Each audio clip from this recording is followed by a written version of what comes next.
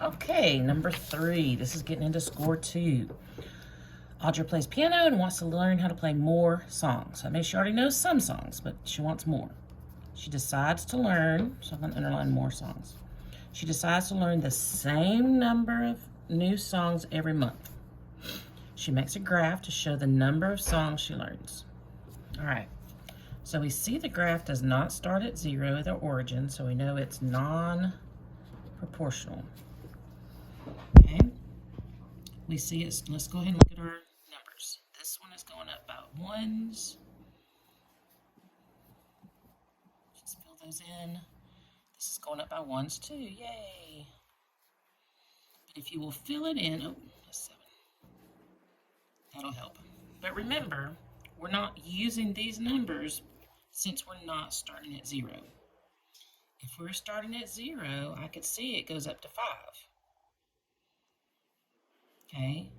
Or it goes up to 7 or 9 or 10.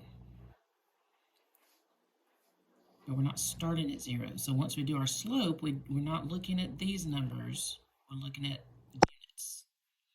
But to find our y-intercept, we do. So the first question is, what's the y-intercept? Which is how many songs she already knows. So we can see that it's the line is crossing, or it's touching the y-axis at 5. So 5 is our y-intercept. So she already knows 5 songs. Now the slope. This is where we have to find another point. The y-intercept is our first point. This doesn't go through an intersection, but this does. So I can use this point. I could use another one, but the closest one is the easiest because I don't have to simplify later.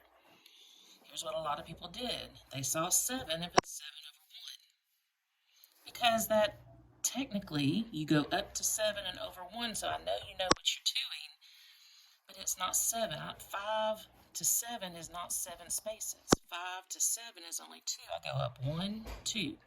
So that should be a 2. Then I go over 1, over 1. So that's 2. Well, 2 over 1 is fine. Now to write the equation in slope-intercept form, we know that form is y equals mx plus b. Y never changes. X doesn't change. All I'm going to add is my m, my slope, and my y-intercept. And I don't know, it's not always positive. Sometimes it's negative. In this case, this line is positive.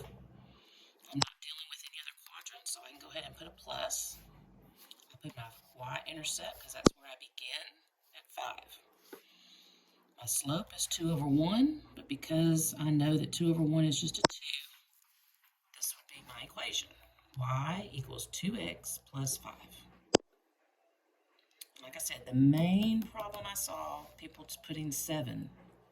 So you knew you went up to 7, but you're just not thinking about units. This is 1 unit, this is 2 units.